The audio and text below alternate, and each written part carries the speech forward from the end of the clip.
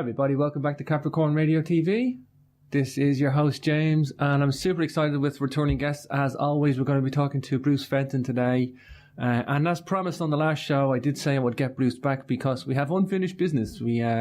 Bruce is based in Ecuador, and he's going to talk a bit about some discoveries there, the Yanganati's ruins, which I have actually read on the Telegraph article a long time ago. So Bruce is on the call to tell us about this discovery today. So much happening in the world. It's hard to get around to all this material, but let's bring on Bruce. Bruce, great to see you again, brother. Great to see you. Hi, James. Thanks for having me back on. It's great. We covered a lot last time, and hopefully we can, continue onwards to another location. Exactly, and we were spilling into this, and I had a sense to say, look, this is its own show. I'm deeply interested in this. Who isn't? Like Lost Cities in the Jungle. This is like, this has been in our mindset since Machu Picchu. It's like, wow, we have ruins lost. It's like, it captivates. I think it captivates people in the Western world because Western world think civilization, whereas people in the Eastern world are jungles. They don't really care. Not that they don't care. I mean, they're just in a different consciousness, if you want to call it that. And that doesn't mean they're in a lesser consciousness. It probably, I think people in rainforests and jungles, they're pretty clued in. They understand nature and they understand harmony and they understand balance. So I'm not speaking disparagingly. I just think it somehow captures us in the West, and it's like, people read these articles and they just go, what on earth is going on? But I guess tell us about the background of these. I have the pronunciation right, the Yanganati's ruins. Is this a pyramid? Is this ruins, a pyramid, or both? Well, initially it was kind of reported as a pyramid because of the sloping angle of this wall. I mean, it has the appearance of being, one wall of a pyramid. So that was kind of a logical deduction by the initial explorers. I would say that is definitely incorrect at this point. But certainly it's part of a larger structure. But there's no real evidence to say it's a pyramid. I think we're looking more at a very large, very long wall, most likely a protective wall of the settlement or the town, city. We don't know the size as yet. But it appears to be a protective wall. There is a couple of other possibilities. I mean, it needs a lot of clearing done there. It's largely still covered by foliage and also by a lot of mud. And essentially the top of the wall kind of disappears into the level of the jungle. So, I mean, you really have to do a lot of digging and clearing to know for sure what's under there. It may be that there's a very large structure. I mean, there's certainly the wall, I'm aware that there's other parts of it have been found at some distance away. So I'm starting to suspect that this may go for, it could be kilometers. It could be kilometers of wall. The angle of this wall, I'm going to pull a picture up in a moment from the article. But the angle of the wall is striking to me because it's it says 60 degrees in the article here. Is that true? Would you call it like a pyramid angle? Would you call it? Yes, it is around that at 60 degrees. It's pretty tricky walking up the side of it. It's steep. It's also slick. So it certainly feels like you're climbing up the side of a pyramid. So you can certainly understand why people assumed that. Put it that way, yeah.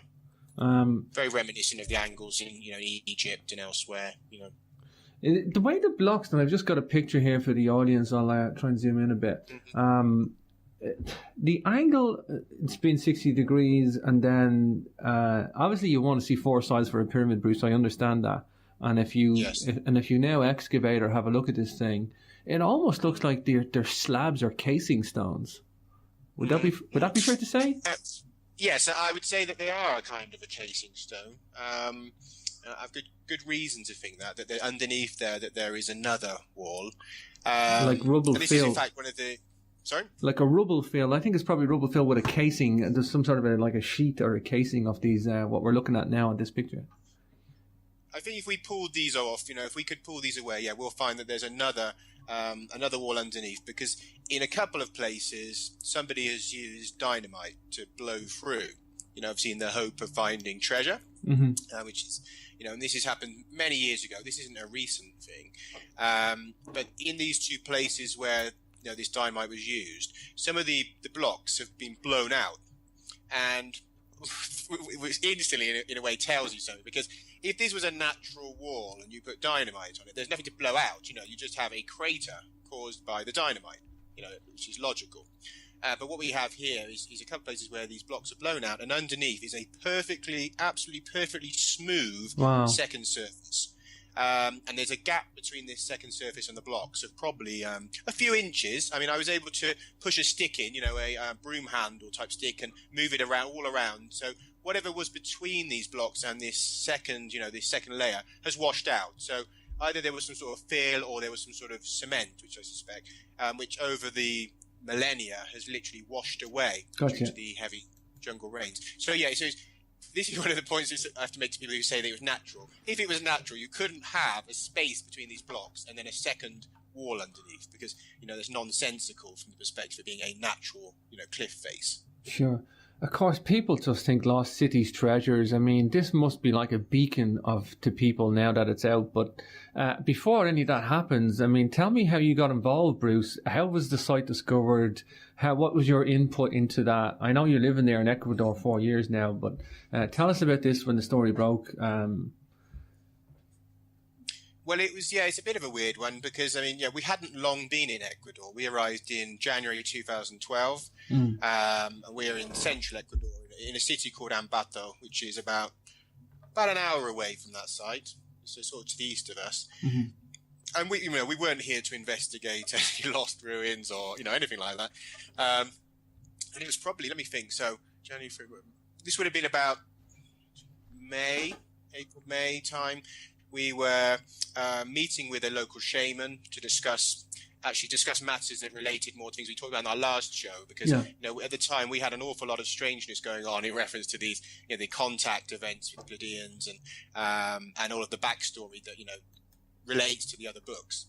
So that was kind of going on full force. So we really weren't thinking about investigating anything. We were just coping with some extreme paranormal events, and we went to meet this local shaman who was kind of helping us. They said, do you mind if we meet, in a hotel with 2 other people that need to see us, and we'll sort of have lunch and have a chat, and then separately do the things for them and for you that we need to help with. We didn't have a problem with that. Sounded fine. So we all ended up having lunch. And at some point, the other couple, they started talking to us about, things they'd been up to, and that included a recent expedition into the Anganatis, and that the chap had been part of this group that had gone in to find this site. They'd seen an older picture of it, so they were aware there was something out there, and that they had actually, rediscovered it, you could say, I suppose. But I now would say that a few people have perhaps rediscovered it over the last couple of decades. And they had the feeling, he said, that it was a lost city of giants. And that's how it was put to me, which is why the initial coverage I gave to it was of, a lost city of giants. I hadn't been there at that point. And that they'd found enormous hammers and other tools, which, seemed, mind-bogglingly big if it was used by normal-sized people. So yeah, that's how we initially got involved. It was just literally by coincidence, if you like, or synchronicity, that I happen to be probably one of the only, certainly foreign investigators of ancient mysteries in the region here, anywhere near to the site. Sure. And through pure chance, within a couple of weeks of it being rediscovered by this team, one of them had told me about it. So yeah, I had that kind of that whiff of synchronicity about it, James, to be honest. It's crazy. I look at this, I look at the pictures here, and it just looks man-made. It looks the work of a human intelligence, or it works of intelligence, I should say.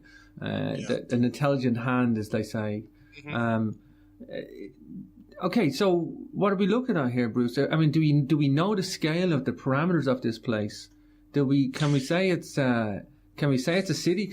Do we know the length of the wall? Do we know where the wall goes to? Do we know any other structures? Well, what we know at the moment is, we've got this wall which is about 40 meters high. Initially it was 80 meters, but I think that was a confusion between feet and meters somewhere along the line. But okay. That's still a very tall wall. It stretches for at least what you can visibly see at that point where you're looking at there, a good couple of 100 meters, off into the jungle. But then again, as I say, the jungle reclaims the wall, so it's hard to say where that actually ends. However, one of the other explorers he's been looking around out there, and he's found a continuance of this wall some distance away, about a quarter of an hour's hike away. he's found more of the same, structure. So I think we can infer that the wall goes for at least a kilometre or so based on physical evidence. And if you were to make a reasonable assumption, it probably goes for a few kilometres, most likely around the site. Wow. And I say around the site. We know that there are other locations with other megalithic constructions. For example, the team that told me about the site, they actually got lost on their first hike, and they went some distance upriver to a site where they found a large megalithic platform at the side of the small river there, which had tools strewn all around, these particularly giant-sized hammerheads, but also very artistic stonework, some pieces which I really can't tell you what they are, other than they are certainly of an artistic design rather than looking like tools or functional objects. So there was a mixture of these crude stone tools and other things that suggest a high civilization. And they found that on the way back, they saw more of these tools near the river, and also in the river. All along the river, there are large stones with circular holes, seemingly drilled through them, which they suspect may have been used for panning gold, but we don't know what those are. So the site stretches certainly, for several kilometres if we take in the fact that these tools are being found spread around. Another group that went in, a mixture of Ecuadorian and US team members, found other sites and have described to me, that they have found large deposits of stone artifacts and tools. So we have at least 3 or 4 sites that have been investigated by different groups, different people, that have all revealed either structure or stone tools. So, we're talking about, I think, a fairly large, widespread setup. This tool I'm looking at here, Bruce, I mean, how heavy is that? How it's not that you can't lift it, it's swinging it is the thing. To swing something like that. I mean, how can you swing that as a small human? Well, I mean, as you can sort of see by the size there, I mean, it's an unnecessarily large pounding tool of some type by the looks of it. What could you use it for is a kind of a question. And one of the logical inferences you could say is, well, I mean, you couldn't really use that to break stone because it would shatter. So it's likely it was used maybe for hammering either some kind of food product or for gold, which is another suspicion, is that a lot of these tools seem to relate possibly to the refining of gold because, it's a soft metal and you can pound it with something like that without the tool breaking. If you were to use that on, a particularly hard, surface, then it's the stone tool is going to probably shatter at that. So, I mean, there is suspicion then again of that, maybe this relates to gold. So, but I will say that nobody has reported finding any gold. First, I'd say that because you don't encourage everyone to run in there. But secondly, I suppose, if there had been once upon a time gold there, then perhaps the initial people that rediscovered it took it. I mean, I don't know, but certainly there was no evidence of any gold artifacts so far that that I or people I've spoken to have encountered. It may well be that there was just it was taken away from that site after being refined. It's quite possible. So, I mean, for a point worth noting that everywhere you look in ancient cultures, you find metallurgy. It's always the metallurgy link. So I can understand that. Where would the nearest pyramid be to this location? So you're saying central Ecuador. I mean, do we have any pyramid nearby? I mean, any other country? Where's the nearest pyramid? Well, I mean, you have near to this area, you have mounds, not far out. Also, from what I understand, spread throughout the jungle in that area between, this is near to Baños de Agua Santa, so if anyone wants to check that on the map. To the east of there, you have the major jungle cities of Puyo and Tena, and out that way, you have a mound-building culture, the remnants of a mound-building culture. I understand that not far from the site, there are mounds or very small pyramids that are probably about half an hour away, perhaps something like that, on the edges of the jungle at different locations. So you do have mounds and small pyramids. Ecuador's not really known for any major pyramid sites. Certainly, I guess pre-Inca, there's a couple to the north of Quito. There's a small complex of small pyramids, and also I think near to Ingapirca down towards Cuenca, you've got a site there which, although it's known for an observatory tower, I believe there may be remnants again of small pyramids, but nothing on the scale of, say, Egypt. The only major pyramid that I can think of is between where we are in central Ecuador and Cuenca, about halfway between. There's a site called Punay, and there's the Lost Pyramid of Punai. And Punai is a pretty interesting site because it's the oldest pyramid in the Americas, and it's also at the highest elevation of any pyramid in the Americas. And obviously that's contemporaneous with the kind of the aging of the Egyptian pyramids at around 5,000 plus years old. And that was designed in the shape, it's on a huge sort of, you go up a hill, and at the top you have this pyramid complex, which is kind of designed in the shape of a bird. I think it's a toucan type shape. But that was, legends say that it was full of gold, and that the government basically didn't protect it, and at some point people tunneled in, and there's evidence of an illegal tunnel. So whatever was in there has sadly been stolen. But there's an interesting legend to that, James, which is worth me just quickly telling, because anyone who's interested in these subjects will probably know something of the stories of Padre Crespi and some of the strange artifacts here, with particularly as I said, these bird type people, these winged beings. Because there's an interesting legend about the Pyramid of Punai. They say that, long ago, two brothers, and these two brothers pop up a lot in flood stories. There's these two brothers and there's a flood, and they go up the hill there, and they kind of escape from the flood. But they can't get any food. They're kind of trapped up this hill. And these bird women come and start feeding them. They prepare food for them every day. These winged bird women, who eventually, they sort of marry the bird women, and there's these, hybrid children, and they sort of repopulate Ecuador after the flood recedes. So, I mean, it's interesting to see that we have these ancient links to what sound like, some of the Sumerian type myths and the flood stories from Mesopotamia, as well as artifacts that, in Cuenca, in the Crespi collection, which relate again to these winged beings and the flood and stuff. So yeah, I mean, that pyramid site is pretty fascinating, and it may well be that it links in somehow to this other site. I mean, there's certainly that possibility. The problem is the lack of research on some of these places. That, without the archaeologists, the historians, the geologists, and everyone coming in and doing full research, we're left to kind of infer the links. Gotcha. How are the people? What does the Ecuadorian people think of this? Bringing the Ecuadorian native people. What does the government think of this? What's the response on the ground there? The government largely has been dismissal. That they don't feel there's much of anything to do there, and that they eventually did mount a hike there after we gave them a lot of encouragement. I'll say that. Myself and my wife had to, we went to the ministry. We have a fairly high-level contact in the government that put a bit of pressure on them to meet with us. So we were collected by ministry police and taken for a meeting, with archaeologists, the director there. It was a pretty high-level meeting. And they were sort of, this is obviously a site. There's important artifacts. We showed them pictures of artifacts. So they were like, we've got to go in there. We've got to investigate. And after about... And they would say, I could come with them and all this. And after 2-3 months, they quietly mounted an expedition. They went in, must have spent an hour or so there, from what I can understand, and came back and said there was basically nothing much to see there, just a natural wall, and that people should stop talking about it. And that was basically their official, report, was basically that people should forget about it, and that we're not interested in it.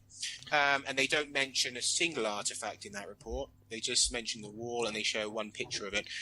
They ignore the fact there's dozens of photos of artifacts, which obviously magically grew on the trees in the jungle, James. So there's nothing to see there.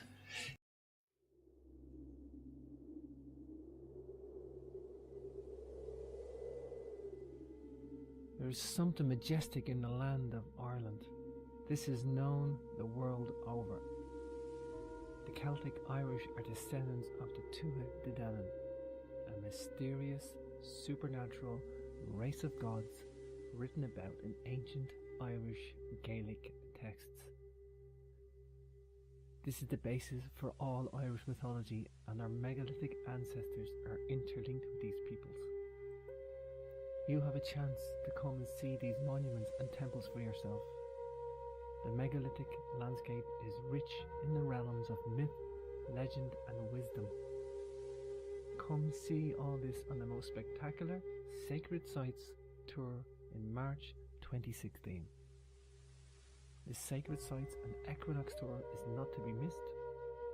Tour highlights include Grinnin of Ailloch Observatory, the Giant's Ring Henge and Dolmen, St. Patrick's Day Special at St. Patrick's Ancient Chair, March 17th, Knockmany Passage Tomb linked to the Queen Maeve with special access, Beemore Temple Complex, Dunluce Castle, the Giant's Causeway, Beltinny Stone Circle, Kilclooney Dolmen, and the Loughcrew Equinox Event Alignment. Of course, we will see the famous tombs of Newgrange, Noath and Doath, also Fornox Rock Art and Shamanic Chamber, Tara Hill Complex, and we're going to finish at the Tua de Danan's origins in the northwest of Ireland at Carrowkeel, dated 3500 BC, and the famous Carrowmore 5000 BC complex. Check out all the full itinerary on the Tours Events page for more details at jamesswagger.com.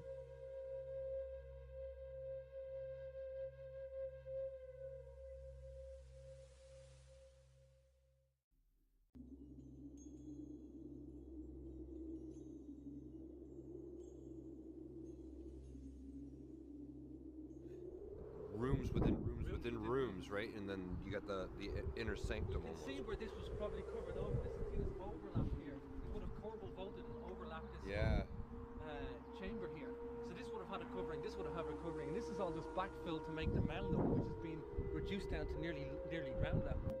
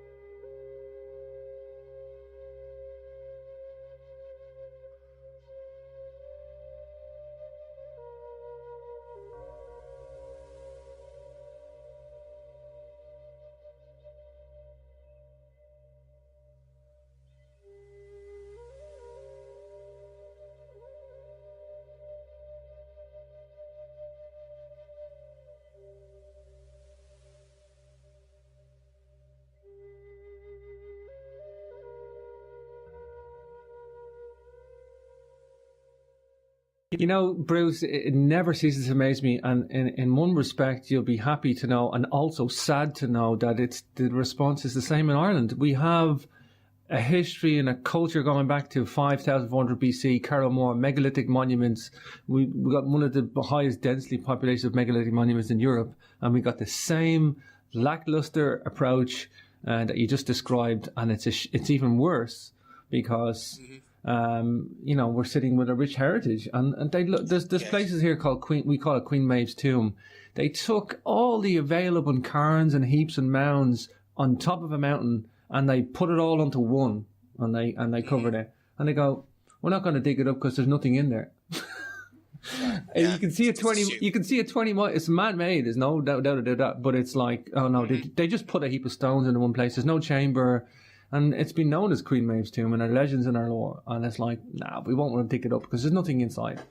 And you can see this thing 20 miles in any direction. And it's so mind-numbing. It's like, it's mind-numbing. You just want to wake somebody up. And it's like, unfortunately, that's the thing. That's the thing about governments, though. You're just talking to a different breed of people.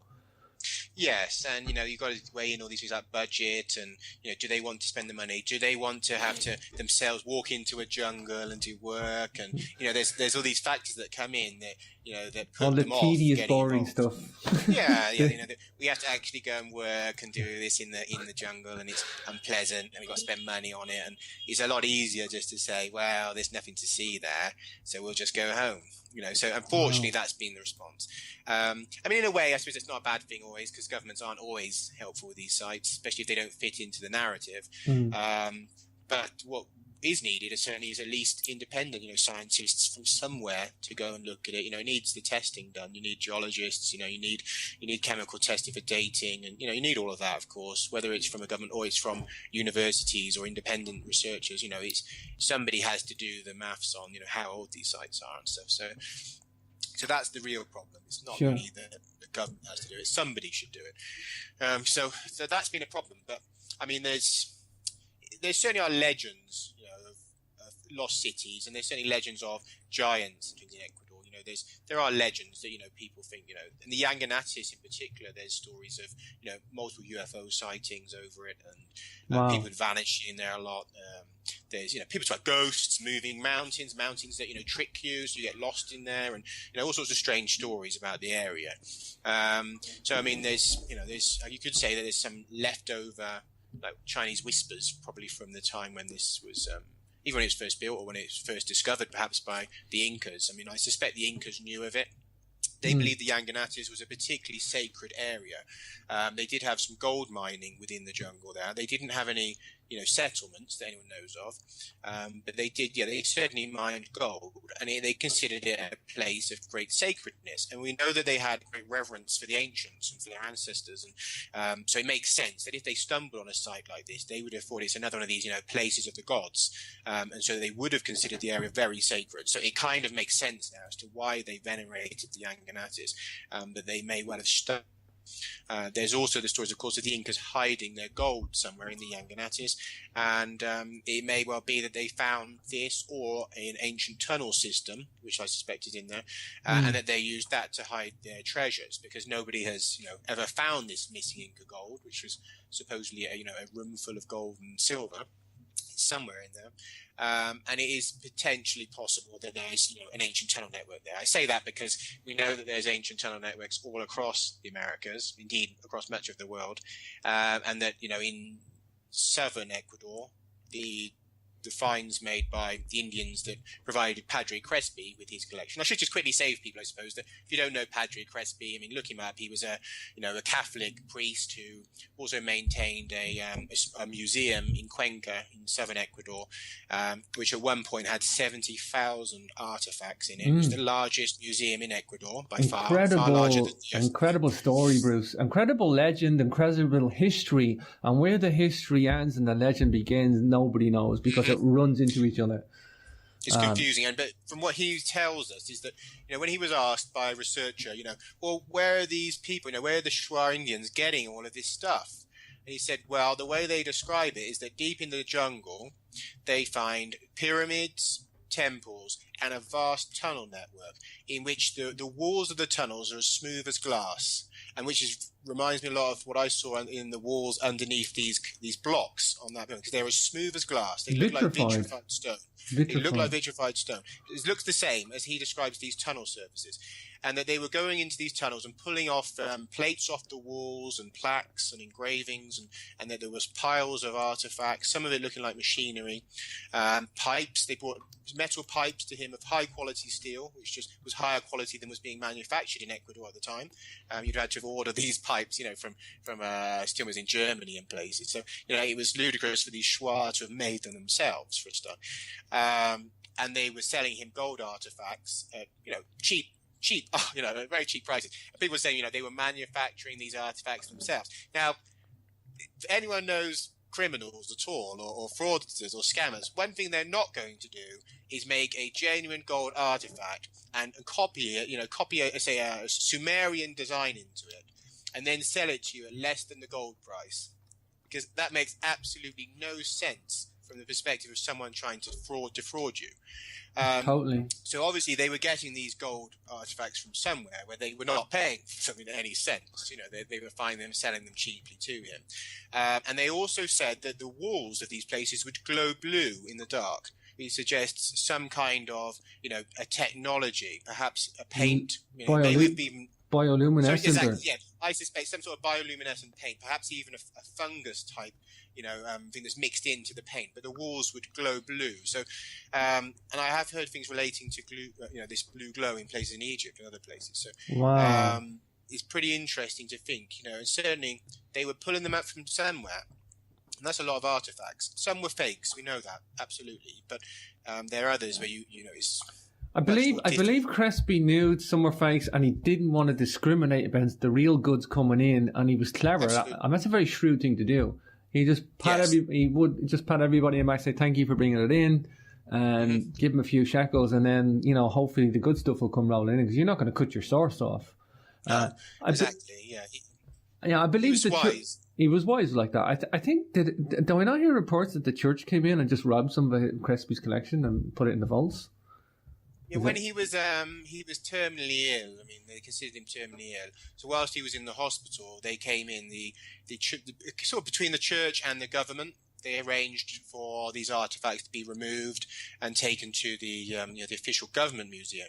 But in the process, what they did was sort through what fitted into the existing picture of Ecuadorian history, which could go on display, and then the other things which would either be put in the vaults in the museum in Cuenca, where I believe many of them still are. I peeked through the door of the vault, and there were some things in there that looked like from the Crespi collection.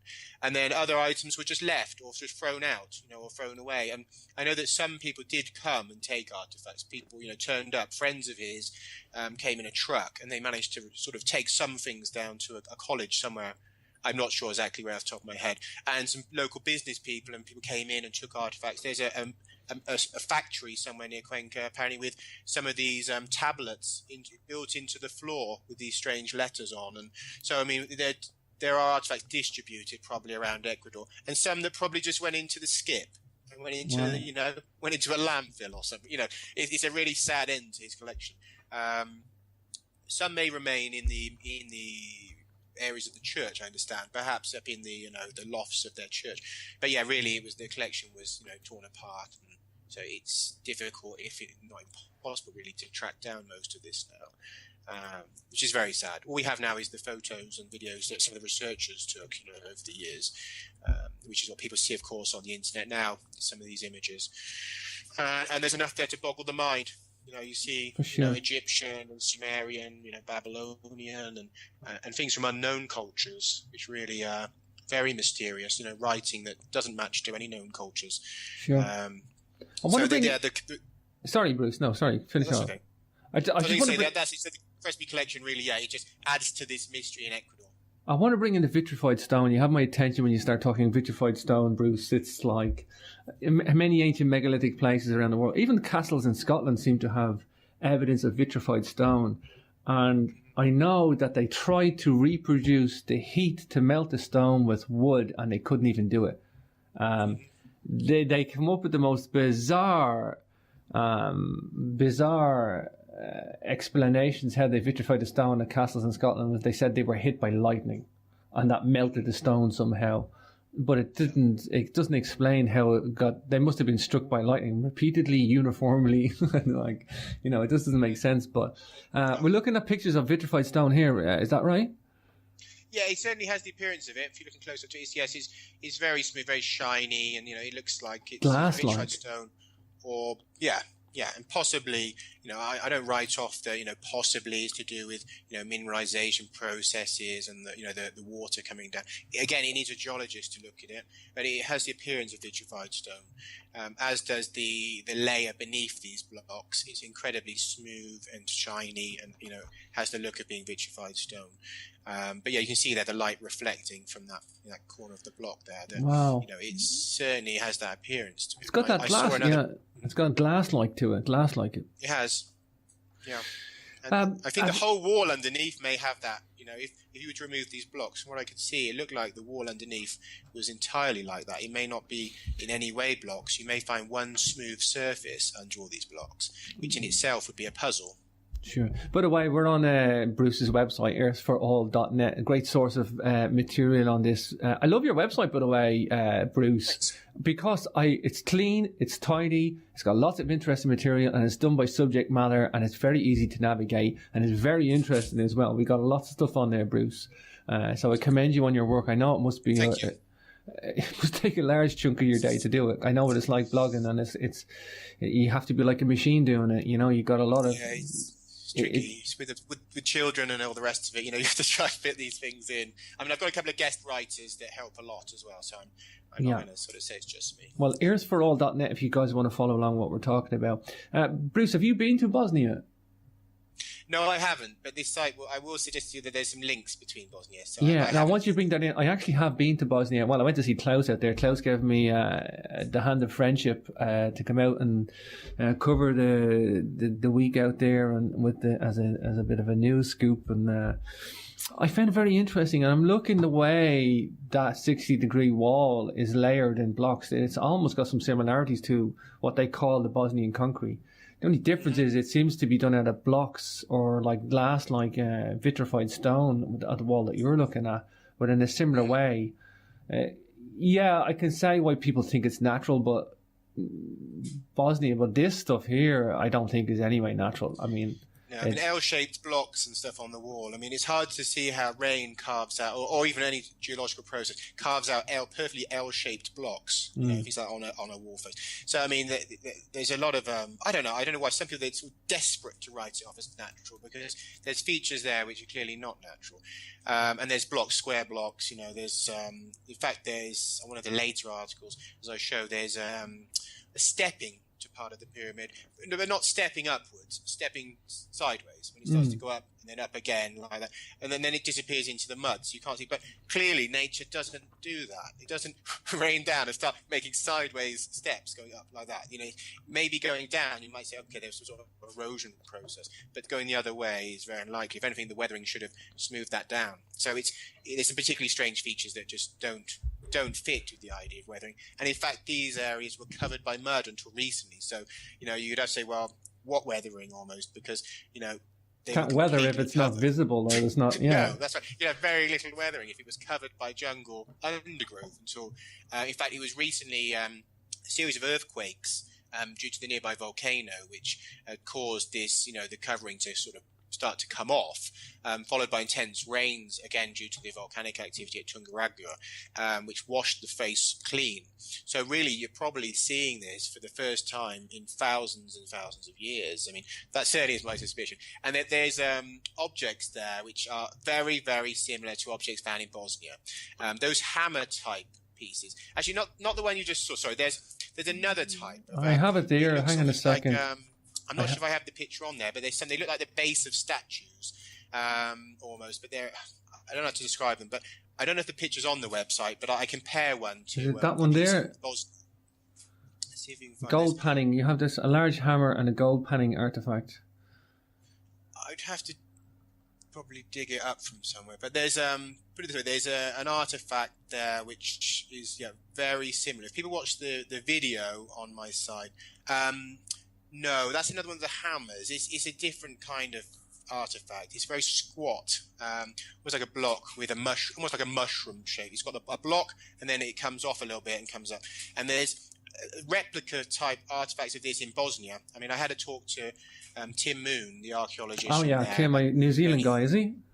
Yes, yeah, and he could sort of see the similarity, although obviously he would have to see them in person to give a professional opinion, which I understand.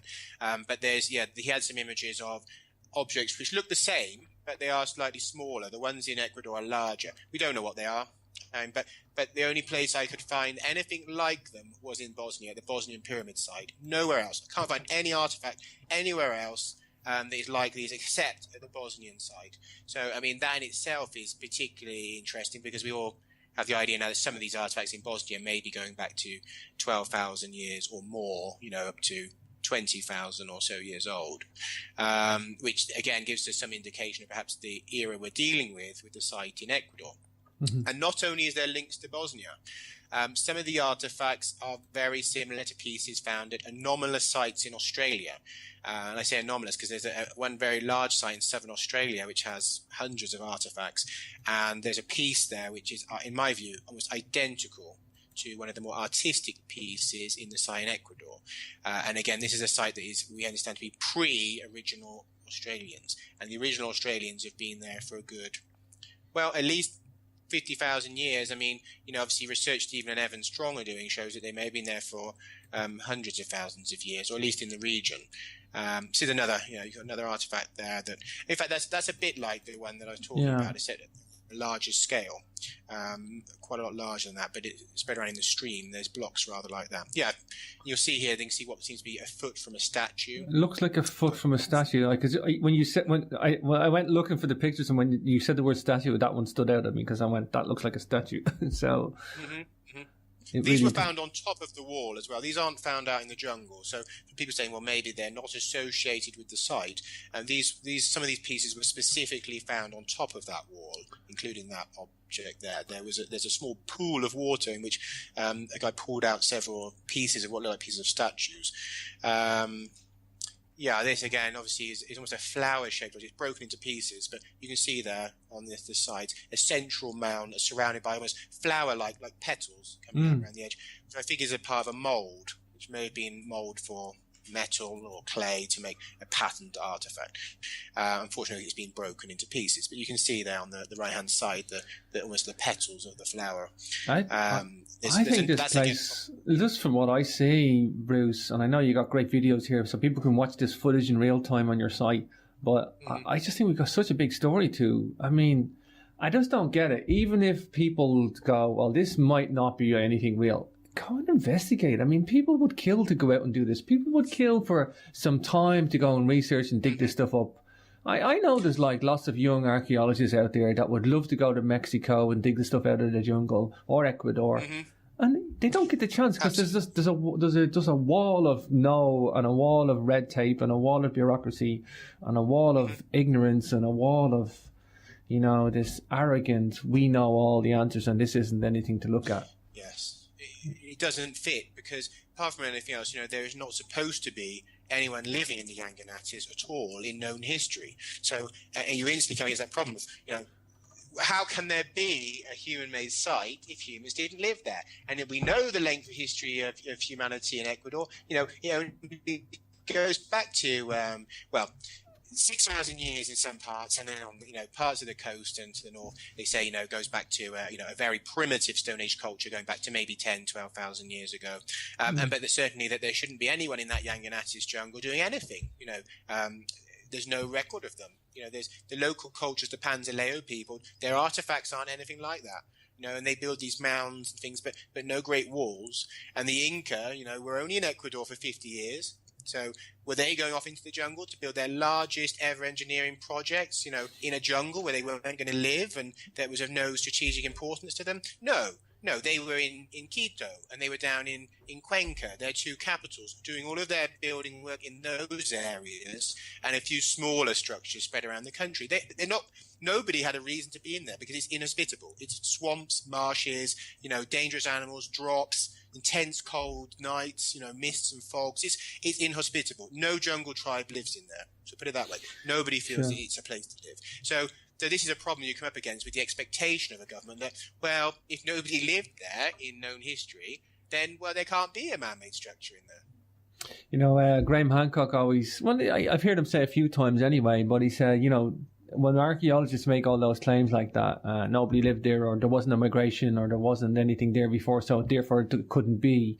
He says, archaeologists, they're the most forgetful people because they forget that one turn of the spade can change everything. And yes, it's all of archaeology has this in the record. All of archaeology, all of our historical accounts of archaeology, it was always a turn of the spade and everything changes.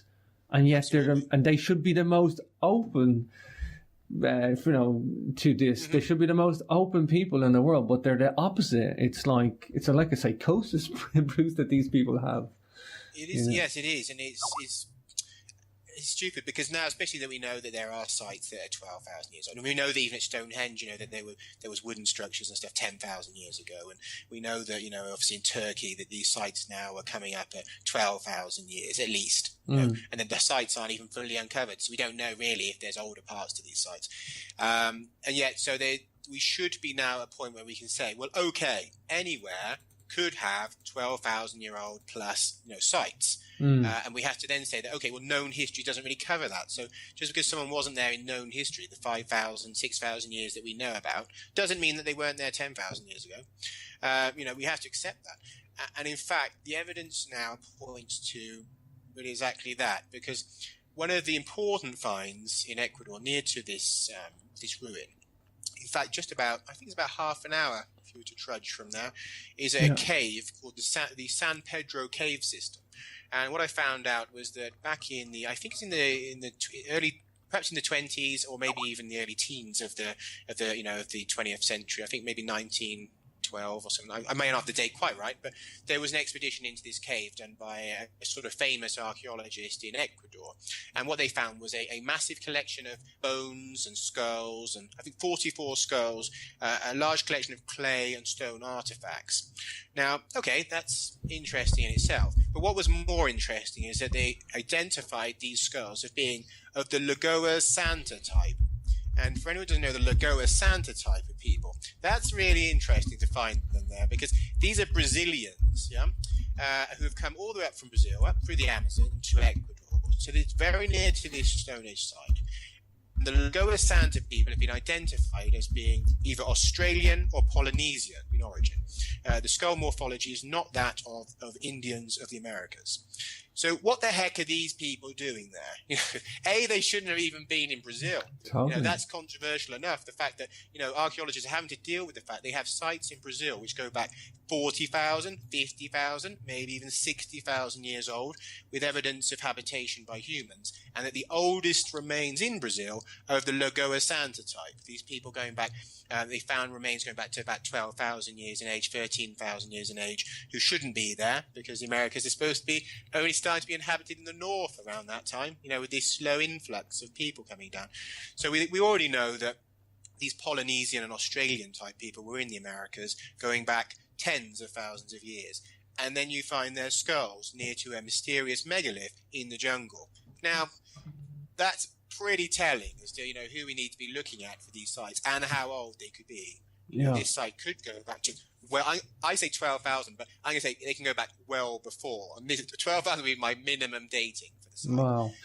Because the other thing we know, James, is that the Amazon jungle, obviously it looks like a place where, you couldn't build in the Amazon jungle. I mean, of course, no. Who would want to go in and build an extensive megalithic site in a jungle? Nobody would. So therefore, you have to build the site before the jungle. Yeah, and that totally. jungle didn't used to be there. A lot of the Amazon jungle was vast savannas and plains until a climate shift several tens of thousands of years ago. So, I mean, again, these people go back most likely to the point when these were savannas and plains, and that they built these extensive complexes. Also in Brazil. I mean, Brazil is an important site because probably most of us who are involved in any alternative research will have heard of, even as a child perhaps, the lost cities in the jungles in the Amazon. It's probably one of those inspiring tales. And the tale of Colonel Percy Fawcett, who went off into the jungle to look for lost cities in the Brazilian Amazon and vanished. But he wasn't a moron. This guy, he had been extensively throughout the Amazon jungle, and he had seen signs of a lost civilization, and Indians had spoken to him about lost cities and ruins. And there's a document, I can't remember the name, you may have read it, but there's a document from a Portuguese, basically a treasure hunter, they were wandering around, stealing from people back then, of course. And I think it was in the 18th century that his group stumbled on a lost city down in Brazil, and they found writing, which some have identified as being related to ancient Mediterranean scripts. But he also, he found a number of different types of script, vast archwork, archways going into this city, terraced houses, and some kind of pit covered with a huge slab with writing on it, which, and also, they said they saw a sort of a white-skinned Indian, in the distance run, in a boat or something, who sort of sailed away quickly. So, I mean, we have these reports of these cities going down to Brazil. And so it would seem that this initial civilization in the Americas stretched extensively, at least from Brazil up to Ecuador, from what we can see, mostly through the Amazon jungle. But, I mean, before you say it, I'll just add on to that. I also believe that some of these sites we see in the Andes are built by the same civilization and are being wrongly ascribed to the Inca, including, places like Ollantaytambo and Tiwanaku and of course, the fortress up at Sacsayhuaman, that these structures, are nothing to, personally, in my view, are nothing to do with the Inca. I mean, look at the stonework at that site in Ecuador. Look at the stonework at some of the sites in Peru. Very similar. And yet we have no reason to think that the Inca built this one in the jungle. So if it's the same people, and if this site is 12,000 years old, it's a smoking gun, because it tells you the real age of all those sites up in the mountains in Peru and Bolivia. Yeah, it's it's fascinating. We're at the top of the hour too, Bruce. Okay. But it's like a default answer. Inca built it. It's like it's you can almost read the script, as you say. And I know the Telegraph article went down that, but it's Akbiri as well, do you? Yes, yes. I did an interview of him recently. I know you did. I've listened to yours as well. Yeah, Yeah, he's a very interesting chap. He's a lovely guy. I really enjoyed the interview with him. I love doing shows on shamanism. I know it's deeply subject with you as well. So nice to see you doing that as well. And I think you're in an awesome part of the world I think these people, and I just want to mention that with shamanism and these native cultures that are, the gatekeepers to wisdom. We don't have any wisdom in the Western world. Look at what we do with military war, the way we treat ancient cultures like they're some, object to be controlled, because that's what the museums do. They control the knowledge, they control all that. It's like these guys are the wisdom keepers, and the indigenous cultures, I should say. And if we treated them better, they would have told us where all these sites were long ago, because they know about these lost cities in the jungle, and same as in Australia, the original people know about lost sites and stuff. But the way that the West came into places and the way they treated people, all that potential trust was lost, and so now they will only talk to people that build that trust with them. But yeah, we're aware. We've been told by Shuar people that they've seen things throughout the jungle that seem to relate to lost cultures. So yeah, so unfortunately, we don't have a better relationship with them all. Sure, I know. Well, listen, Bruce, we're at the top of the hour. Fascinating talking to you. I'm glad you came on today to talk to me about that. I've got to definitely... I haven't done many shows. I've got one other guy I did a show with in Ecuador, and he was an interesting character as well. But it's nice to touch base with you there. You must have, when this story came to you, or this research, you must have just looked over your shoulder, Bruce, and went, "What's going on? How did this find me?" But absolutely, especially when you think, like I said, we were already involved in contact events with an alien race, and then suddenly we're given this location of an ancient lost city, and so it was hard not to, in some sense, say that this related. And from this site in Ecuador has led me to being involved in Georgia, in the Caucasus, directly as a result of this investigation. Ended up being invited to go to the Georgian Caucasus, and for another site there, James, which is, I think, perhaps the most important site in the world, possibly. Really? If I'm right about what I think is there, James, yes. I mean, I'll just quickly say this, because I know wrap it. No, you've got a few minutes. Go ahead. I want to hear this. When we were up there to find evidence of giants for the Science Channel. That was the remit of the show. There were some problems with that because the permits hadn't been organised properly. They couldn't do the dig, and anyone who's seen the show will know that it didn't really reveal much. But being there, one of the researchers said to me, he said, "Well, Bruce, there are other bones, and I should say as well, we do a bit of psychic work, myself and my wife, and I'd been told that, before I even went there, that a man would tell me something about bones I needed to see and whatnot. Anyway, so I follow this guy. I know that, okay, this is kind of what I've been predicted will happen. And the guy takes me off into the woods and he says, "Come and look at this," and points at this big stone block. And at first you wouldn't know there was anything special about it. It looks like a rough-hewn block. Look closer, the thing is riddled with bone. It's absolutely riddled with it. You can pull off pieces from the edge. But the thing is, wow. What this block really is small pieces of stone stuck together by melted bone, James. I've never seen anything like it. It looks like some kind of high energy, either a high energy weapon caused it, or that someone had a technology where they could literally use bone as cement and make a concrete with these small, very hard stones and bone. What I don't know is if it's human. I suspect it could be. There's apparently some legends of bone castles up there, and of these giants, and living up on this hill. And there is evidence of an entrance to a tunnel system there, backfilled. A local story says that a mummified giant was found decades ago in a cave up there on that hill. So if it's what it seems to be, a high technology using to make this concrete from bone, basically to terrorize local people, because if you imagine seeing a structure made out of the bones of your neighbors, up on this hill, you're not in a hurry to go there. And the tunnel system, which may contain a mummified giant of some sort, it really needs another expedition, which I'm trying to arrange at the moment. We're in the process. My contact there has also told me recently that the local area, the name in Georgian, translates as the place where the city was. Wow. So, I mean, that's not a clue. The place where the city was. Man, I'm interested, bro. Keep me informed on that, Bruce. If you've got any, I'm guessing it's not a place you get in and get out of easy either, is it? No, again, these places that have survived till now mostly are hidden away. It's up in the mountains. We had to do a pretty hardcore hike, for a day up into the mountains. So, yeah, it's not easy. But that's what's kept it pretty preserved, isn't it, to be honest? There's evidence of a major road up there, and there's ruins up there on top of the thing, and I've seen what appears to be almost like an eye of Horus engraved into this stone. So it's, again, and that led directly out of the Ecuador thing. I was invited to go there because of interest in the Ecuador site. So it's been a synchronous flow of this, contact event, then the Ecuador ruins, then the Georgian site. So, yeah, it's been a very strange process. I bet. Bruce, do me a favour. Give out your website. Spell it out for the audience who haven't got it yet. www.earth and then number 4 all.net is the main site, and I'd say to watch that, you'll find links to any other sites and YouTube channels that I have on there. And I do have an upcoming book series which is about this site.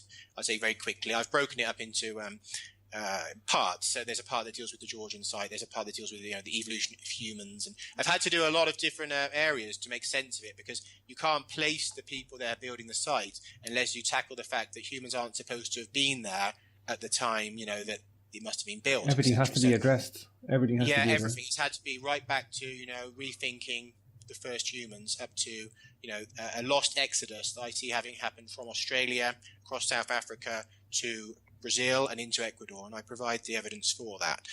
It's a total rethinking of the human story. So people will find that coming out through the website.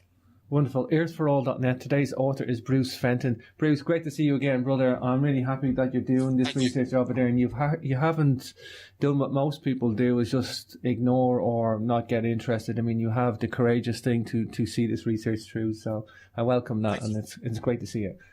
Bruce, talk to you in a not too distant future, brother. Okay, thanks very much. Thanks again. Speak to you soon. Take care. Thanks, everyone.